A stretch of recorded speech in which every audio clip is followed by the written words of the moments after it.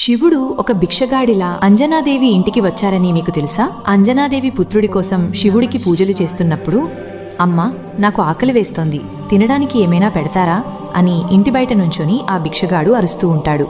అది చూసిన అంజనాదేవి, సరే లోపలికి రండి అని పిలిచి భోజనం ఏర్పాటు చేస్తుంది. మీరు వెళ్లి చేతులు కడుక్కొని రండి అని అనగా ఆ భిక్షగాడు, నా జీవితంలో ఇంతవరకు చేతులు కాదు కదా, నోరు కూడా కడగలేదు, ఇప్పుడు కూడా చేతులు కడుక్కోకుండానే తింటాను అని మొండిగా కూర్చుంటాడు. పైగా శివుడి కోసం ఏర్పాటు చేసిన సింహాసనం మీద కూర్చొని ఆహారం వడ్డించు అని గర్వంగా అంటాడు. అతిథిని ఏమీ అనకూడదు అని అంజనాదేవి ఆహారం వడ్డిస్తుంది.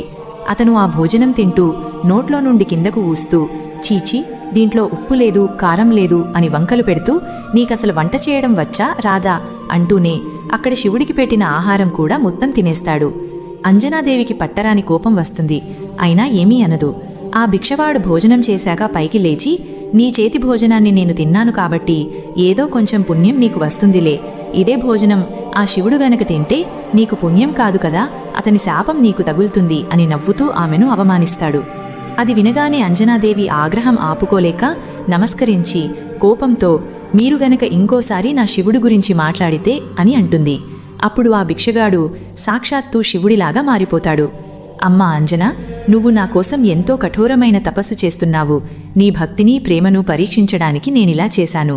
నేను నీ గర్భం నుండి జన్మిస్తాను అని మాట ఇచ్చి ఆమెను దీవించి అక్కడి నుండి వెళ్ళిపోతాడు. ఆ తర్వాత ఆమెకి ఒక కుమారుడు జన్మిస్తాడు. అతడే మన